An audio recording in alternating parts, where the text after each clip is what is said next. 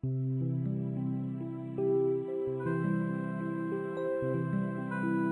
कहानी है दौलत राम की।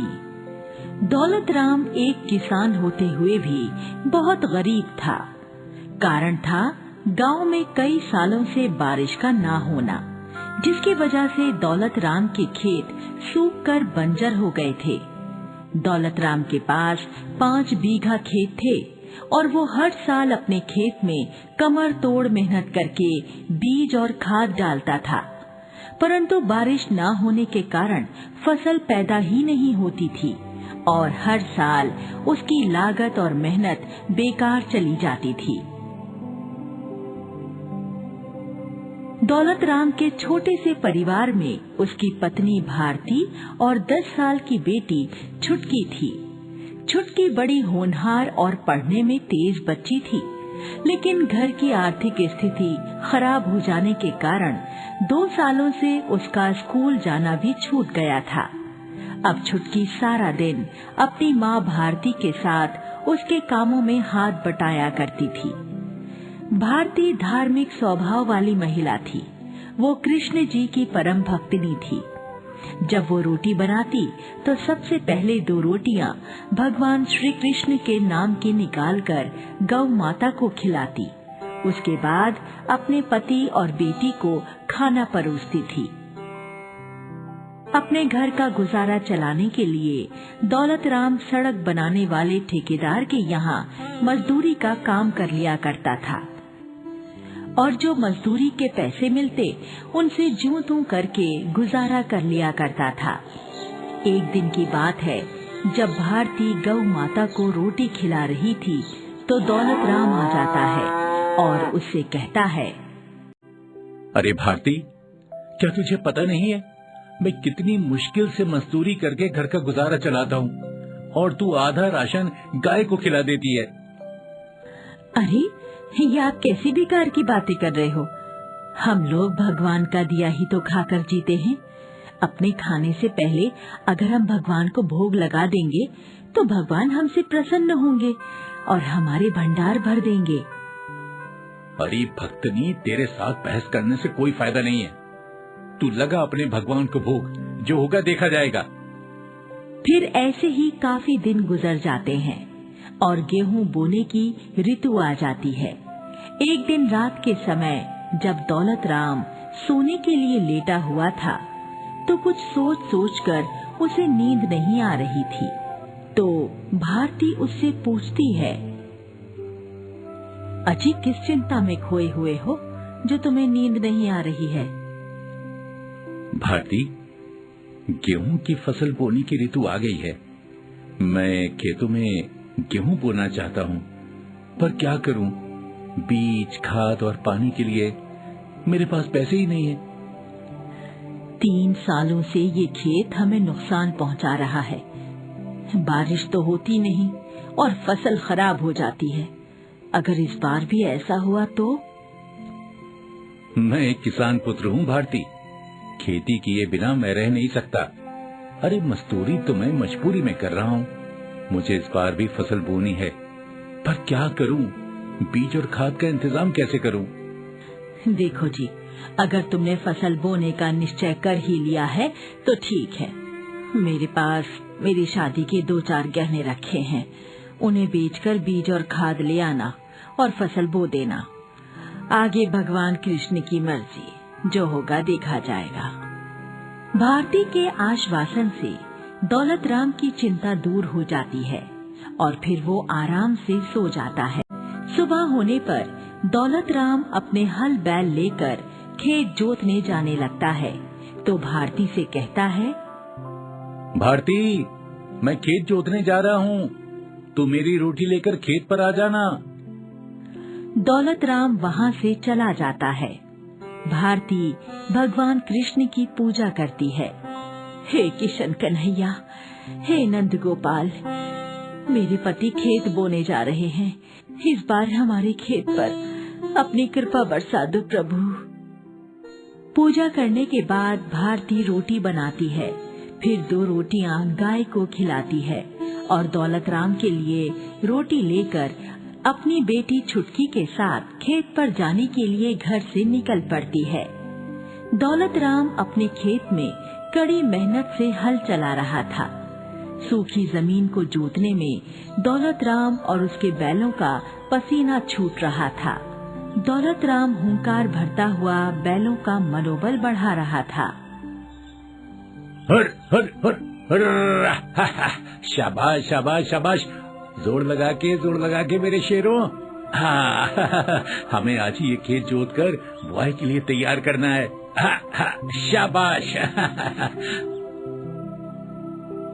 तभी भारती और छुटकी रोटी लेकर खेत पर आती हैं और खेत के किनारे खड़े नीम के पेड़ की छांव में बैठ जाती हैं। भारती दौलत राम को पुकारती है, अरे छुटकी के बापू, खेत बाद में जोत लेना, पहले आकर रोटी खा लो। भारती तुम बैठो वहीं, मैं थोड़ी देर में आता हूँ।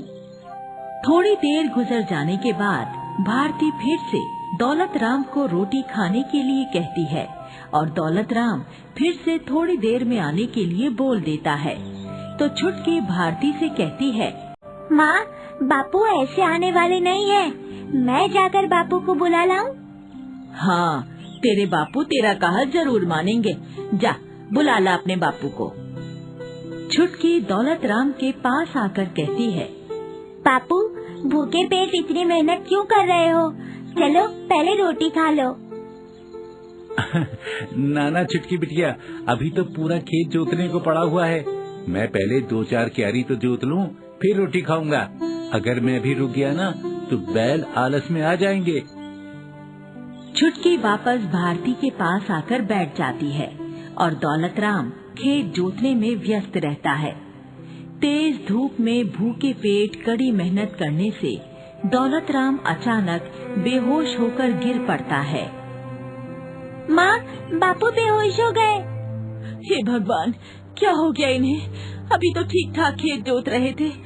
हे देव की नंदन, हे कृष्णा, मेरे पति की रक्षा करना प्रभु। भारती और छुटकी दौड़कर दौलत राम के पास आती हैं और उसे संभालने लगती हैं। आसपास के खेतों में काम करने वाले किसान भी वहाँ आ जाते हैं। अरे भाभी, दौलत राम को क्या हुआ? ये बेहोश कैसे हो गया? पता नहीं, जुताई करते करते अचानक ही बेहोश हो गए। एक तगड़े शरीर वाला किसान दौलत राम को अपनी पीठ पर लादकर उसके घर छोड़ जाता है। भारती डॉक्टर को बुला लाती है। डॉक्टर दौलत राम को ग्लूकोज लगा देता है और दौलत राम को होश आ जाता है। डॉक्टर बताता है, देखो, पसीना ज्यादा बह जाने से तुम्हारे शरीर में पानी की कमी हो गई है और तुम्हारा बीपी बहुत ज्यादा लो हो गया है। अब तुम्हें 10 दिनों तक बिस्तर पर आराम करना होगा, तभी तुम पूरी तरह ठीक हो पाओगे। आराम करने की सलाह देकर डॉक्टर वापस चला जाता है। फिर रात हो जाती है। दौलत राम भारती से कहता है, लगता है तेरे कृष्ण भगवान मुझे खेती करने देना नहीं चाहते। वो हमें आजीवन गरीब बनाए रखना चाहते हैं। अरे तभी तो उन्होंने मुझे बीमार कर दिया। भगवान कृष्ण के बारे में ऐसा मत बोलो। कृष्ण मुरारी तो बड़े दयालु हैं। वो सदैव अपने भक्तों की सहायता करते हैं। अच्छा, अगर तुझे अपने भगवान पर इतना ही विश्वास है तो उनको बोल वो आए और मेरा खेत जोत कर बीज बो दें। नहीं तो आज के बाद मैं तुझे उनके नाम की रोटी गाय को नहीं खिलाने दूंगा, समझ ले तो अच्छी तरह से। पति की बात सुनकर भारती बहुत परेशान हो जाती है। बैकुंठ में बैठे हुए भगवान कृष्ण दोनों पति पत्नी की वार्ता सुनकर मुस्कुराने लगते हैं और कहते हैं, वाह, ये मनुष्य तो बड़ा ही चतुर है। इसने तो मेरी भक्तनी के साथ साथ मुझे भी फंसा लिया। अब मुझे स्वयं धरती पर जाकर इसका खेत जोतना ही पड़ेगा। भगवान श्री कृष्ण बैकुंठ से धरती लोक पर आ जाते हैं और अपनी शक्ति से हल बैल पैदा करके स्वयं किसान बनकर दौलत राम का खेत जोतते हैं। फिर उसमें बीज भी बो देते हैं। इधर भारती सो रही होती है तो भारती के सपने में भगवान कृष्ण आते हैं और उससे कहते हैं, भारती, नींद से जागो, देखो मैं स्वयं तुम्हें दर्शन देने आया हूँ। भारती जाग जाती है तो अपने सामने अपने प्रभु को देखकर गदगद हो जाती है। हे मेरे प्रभु, प्रणाम प्रभु, आपके दर्शन पाकर मैं तो आज धन्य हो गई प्रभु, धन्य हो गई। मैं तुम्हारी भक्ति और सेवा से बहुत प्रसन्न हूँ। मुझ में तुम्हारी अनमोल आस्था और अटूट विश्वास के कारण ही मैंने तुम्हारी भक्ति की लाज रख ली है। हे प्रिय भक्तिन, मैंने स्वयं किसान बनकर तुम्हारे पति का खेत जोतकर उसमें बीज भी डाल दिया है। इंद्रदेव की कृपा से इस बार वर्षा भी खूब होगी और खेतों में फसल भी खूब लहलहाने लगेगी। प्रभु, आपकी इस कृपा का बहुत बहुत धन्यवाद प्रभु, जय हो। मेरी कृपा सदैव तुम्हारे और तुम्हारे परिवार पर बनी रहेगी। तुम्हारे सभी दुख दूर हो जाएंगे। बस तुम इसी प्रकार मेरी भक्ति करती रहना। आशीर्वाद देकर भगवान कृष्ण अंतर ध्यान हो जाते हैं और भारती दौलत राम को जगाकर सारी बात बताती है तो दौलत राम भी आश्चर्यचकित रह जाता है। कुछ दिनों बाद बारिश भी हो जाती है और सभी खेतों में फसलें लहलहाने लगती हैं। दौलत राम के खेत में तो बहुत ही बढ़िया फसल पैदा होती है। कुछ दिनों बाद फसल कटती है और दौलत राम का घर आंगन अन्न से भर जाता है। दौलत राम को अब किसी चीज की कमी नहीं रह गई थी। वो भी अब भारती के साथ भगवान कृष्ण की भक्ति करने लगा है और छुटकी फिर से स्कूल जाने लगी है।